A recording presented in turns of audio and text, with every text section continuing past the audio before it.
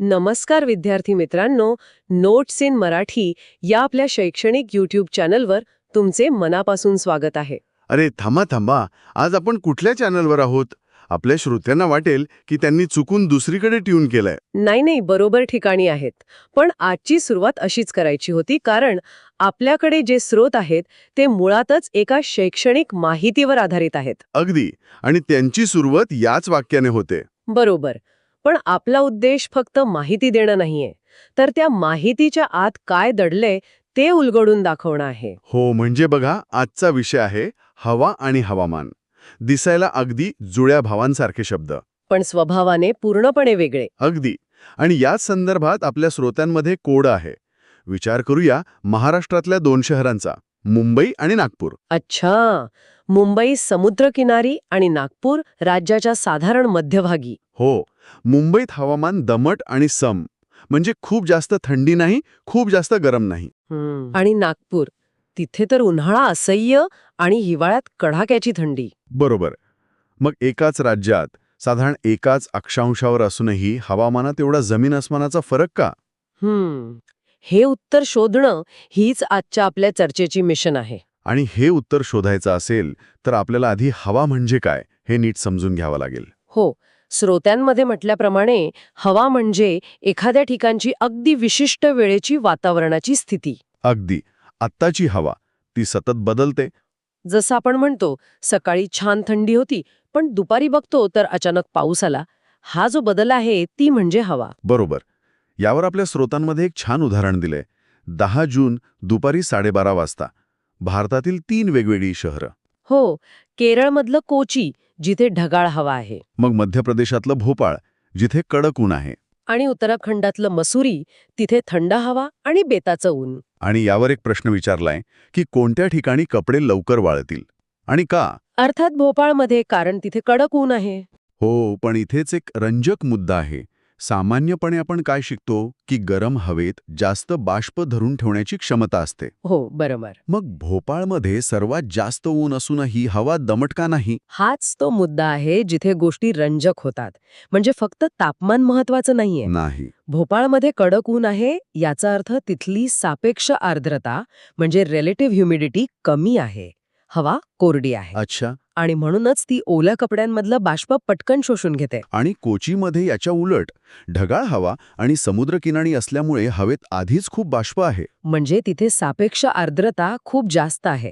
त्यामुळे तिथे बाष्पीभवनाचा वेग कमी होतो आणि कपडे उशिरा वाळतात. आणि मसुरीचं काय? तिथे तर हवाच थंड आहे आणि ऊनही कमी. त्यामुळे बाष्पीभवनाची प्रक्रियाच मुळात मंदावते. म्हणजे बघा, एकाच वेळी एकाच देशात हवा किती वेगवेगळी रूपं दाखवते. ही झाली अल्पकालीन स्थिती. पण मग हवामान म्हणजे काय? ते यापेक्षा वेगळं कसं? हवामान म्हणजे या रोजच्या बदलांची अनेक वर्षांची सरासरी. अनेक वर्ष म्हणजे किती? साधारणपणे 30 ते 40 वर्ष. हवा जर आजच्या दिवसाची हेडलाईन असेल तर हवामान म्हणजे गेल्या 40 वर्षांचा इतिहास. अच्छा, म्हणूनच हवामानातील बदल आपल्याला लगेच जाणवत नाहीत. अजिबात नाही. 1-2 पावसाळे कमी जास्त झाले म्हणजे हवामान बदललं असं आपण म्हणू शकत नाही. पण इथे एक प्रश्न आहे. आपण हवामानाला एक स्थिर सरासरी मानतो. पण समजा सलग 10 वर्ष सरासरीपेक्षा जास्त पाऊस पडला किंवा हिवाळे जास्त थंड होऊ लागले, तर त्याला काय म्हणायचं? तो एक मोठा हवामानाचा बदल म्हणायचा की हवामानातील एक दीर्घकालीन चढ उतार? बरोबर. हवा आणि हवामान यांच्यातली रेषा नेमकी कुठे धुसर होते हाच तो प्रश्न आहे. आणि मला वाटतं याचं उत्तर त्या घटकांमध्ये दडलंय जे हवा आणि हवामान दोन्ही ठरवतात. आपल्या स्रोतांमध्ये त्यांना हवेची अंगे म्हटले आहे. हो, एकूण 5 मुख्य घटक आहेत. आणि याच घटकांमधून आपल्याला मुंबई आणि नागपूरच्या कोड्याचं उत्तर मिळायला सुरुवात होईल. चला, तर मग सुरुवात करूया पहिल्या आणि सर्वात महत्वाच्या घटकापासून, तापमान. नक्कीच. पृथ्वीला सूर्यापासून ऊर्जा मिळते, ज्यामुळे जमीन तपते आणि तिच्या जवळची हवा पण तापते. पण गंमत अशी आहे की आपण जसजसे उंच जातो, म्हणजे सूर्याच्या जवळ जातो, तरीही तापमान कमी का होतं? बरोबर. महाबळेश्वर किंवा मसुरीसारखी ठिकाणं थंड का असतात? याचं उत्तर आपण जमिनीपासून दूर जातो इतकं सोपं नाहीये. मग काय आहे यामागे? यामागे एक शास्त्रीय कारण आहे. त्याला म्हणतात काय म्हणतात त्याला? Adiabatic cooling. Adiabatic cooling. हो, म्हणजे जसजशी हवा वर जाते तसतशा तिच्यावरचा हवेचा दाब कमी होतो ओके. आणि या कमी दाबात हवा प्रसरण पावते म्हणजे एक्सपॅन्ड होते आणि असं होताना ती स्वतःची ऊर्जा वापरते ज्यामुळे ती थंड होते. अच्छा, म्हणजे जसं आपण स्प्रेची बाटली वापरतो आणि बाहेर येणारा वायू थंड लागतो तसंच काहीसं. अगदी तोच प्रकार. म्हणजे पर्वतांची उंचीच त्यांना नैसर्गिकरित्या थंड ठेवते. आणि हाच घटक म्हणजे तापमान थेट दुसऱ्या घटकाला जन्म देतो, तो म्हणजे हवेचा दाब. बरोबर. हे नातं खूपच आकर्षक आहे. गरम हवा हलकी असते त्यामुळे ती वर जाते आणि मग जमिनीवर कमी दाबाचा पट्टा तयार होतो. आणि थंड हवा जड असते ती खाली येते ज्यामुळे जास्त दाबाचा पट्टा तयार होतो. म्हणजे तापमानच हवेच्या दाबाचं इंजिन आहे. हो, आणि मग निसर्गाचा तो नियम लागू होतो, समतोल साधण्याचा. अगदी. आणि याच नियमामुळे तिसरा घटक जन्माला येतो, वारे. जास्त दाबाच्या प्रदेशातून कमी दाबाच्या प्रदेशाकडे वाहणारी हवा. बरोबर. आणि हा दाबामधला फरक जितका जास्त असेल तितका वाऱ्याचा वेग जास्त असतो. म्हणजे मुंबई आणि नागपूरच्या कोड्यातला हा एक महत्वाचा दुवा आहे. नक्कीच. मुंबईत दिवसा समुद्रावर हवेचा दाब जास्त असतो आणि जमिनीवर कमी. त्यामुळे समुद्राकडून जमिनीकडे थंड वाऱ्याची झुळूक येते, ज्याला आपण खारे वारे म्हणतो. हो. आणि रात्री याच्या अगदी उलट होतं. ही प्रक्रिया मुंबईचं तापमान नियंत्रित ठेवते, जे नागपूरमध्ये घडत नाही. कारण नागपूर समुद्रापासून खूप दूर आहे. अगदी बरोबर.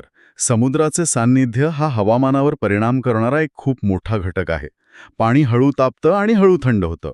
त्यामुळे समुद्रकिनाऱ्यालगतच्या प्रदेशांचं हवामान सम राहतं, टोकाचं होत नाही. आणि नागपूरला हा मॉडरेटिंग इफेक्ट मिळत नाही. त्यामुळे तिथे उन्हाळा आणि हिवाळा दोन्ही तीव्र असतात. ठीक आहे. तर तापमान, दाब आणि वारे हे एक त्रिकूट झालं. पण मुंबईच्या हवेत फक्त थंडावा नसतो, एक प्रकारचा चिकचिकेपणा असतो, दमटपणा. बरोबर. आणि तो येतो चौथ्या घटकामुळे, आर्द्रता. म्हणजे हवेतील बाष्पाचं प्रमाण. हो. आणि इथे परत तापमानाची भूमिका येते. हवा जेवढी उष्ण असेल तेवढी तिची बाष्प धरून ठेवण्याची क्षमता जास्त असते. आणि मुंबई समुद्राजवळ असल्यामुळे तिथल्या हवेत समुद्राच्या पाण्यामुळे निर्माण झालेलं बाष्प भरपूर असतं. त्यामुळेच तिथली हवा दमट असते. पण मला इथे एक प्रश्न आहे, हवेत बाष्प असूनही नेहमीच पाऊस का पडत नाही? म्हणजे ढग तयार होण्यासाठी नक्की काय लागतं? खूप चांगला प्रश्न आहे. फक्त बाष्प पुरेसं नाहीये. मग हवेतील बाष्पाला द्रवरूपात येण्यासाठी म्हणजे ढगाचा कण बनण्यासाठी एका आधाराची गरज असते. आधाराची?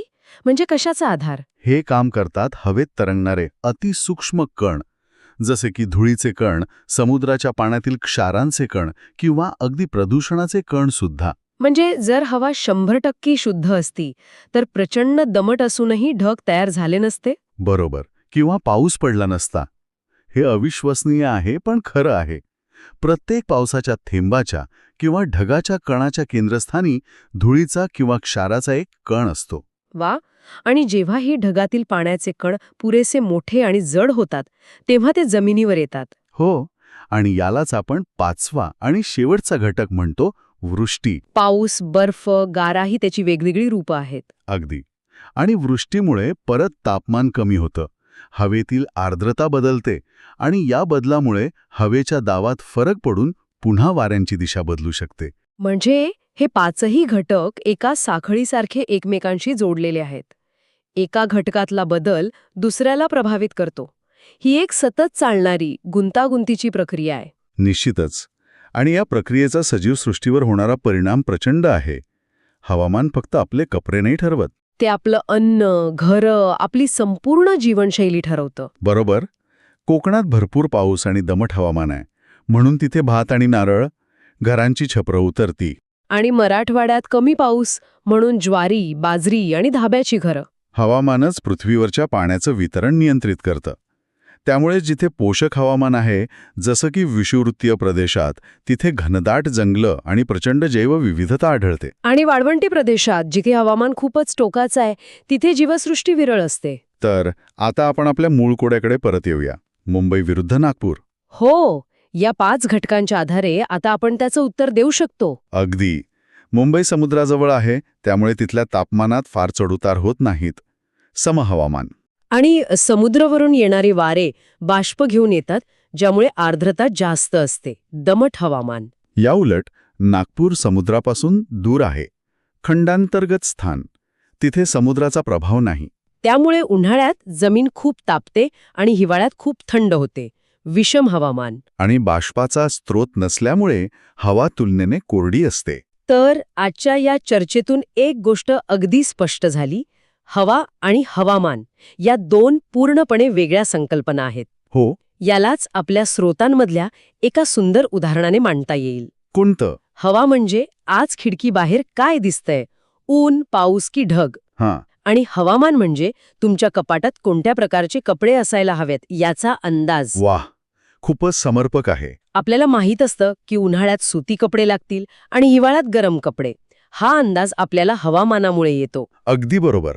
आणि जाता जाता एक विचार करण्यासारखा मुद्दा सोडून जातो. बोला.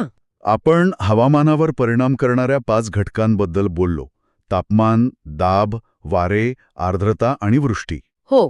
पण विचार करा, यातील फक्त एका घटकामध्ये म्हणजे तापमानात जर थोडासा जरी बदल झाला तर त्याची साखळी प्रतिक्रिया काय असू शकते? म्हणजे तापमानातल्या बदलामुळे बाष्पीभवनाचा वेग बदलेल, ज्यामुळे आर्द्रता बदलेल. या बदलामुळे हवेच्या दाबाचे पट्टे बदलतील, ज्यामुळे वाऱ्यांची दिशा आणि वेग बदलेल. आणि या सगळ्याचा परिणाम वृष्टीच्या पॅटर्नवर होईल. अगदी. एक लहानसा बदल संपूर्ण ग्रहाचं हवामान चक्र कसं बदलू शकतो हे समजून घेणं आजच्या काळात खूप महत्वाचं आहे.